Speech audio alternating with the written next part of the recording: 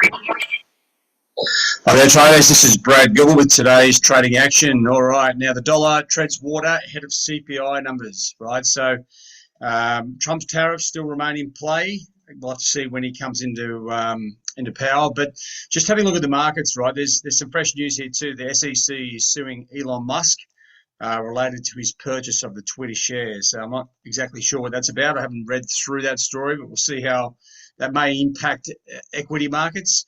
The dollar now just drifting lower. Dollar index back towards support levels. Same with dollar Swiss and dollar CAD. Now you may have noticed this week, right? It's sort of a bit of an odd one as we wait for the CPI numbers, but dollar yen is out of sync with the dollar pairs, right?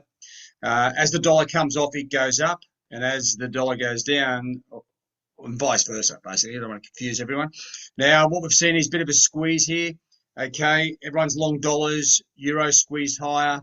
We're seeing sterling, Aussie, and Kiwi, right? So just be aware. I got a little bit caught up in euro yesterday, and it's a bit foolish, right? Because when you've got a big number like a US CPI number on a Wednesday, the market will sort of just tread water for a day or two, and quite often you can see a squeeze against the main positioning of the market. What I mean is the market's long dollars, right? So as it gets closer to that, the uncertainty, they start buying back or squaring up their positions ahead of that release, and that can cause a little bit of discombobulation, which I just didn't pay enough attention to.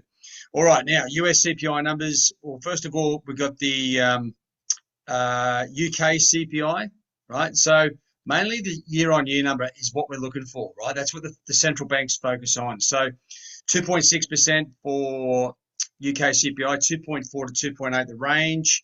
US CPI, okay, 2.9 is the forecast.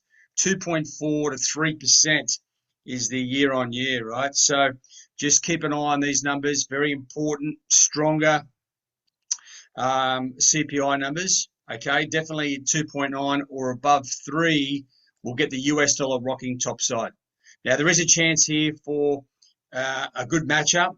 What I mean by that is if we got, say, weaker UK CPI and stronger US CPI, well, then sterling is going to have a hell of a move. So make sure you plan for that if you've got time. I know it's a little bit difficult for some traders based in Europe, others in North America. Just work with what you can. Don't get frustrated. Look at the numbers.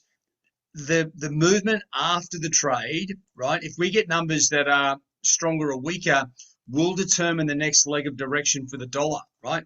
That's where all the trading opportunities are. So you can trade the number. Look at your charts. We've got technical levels. The numbers will give us the answers. All right, guys. Have a good one. All the best. Cheerio.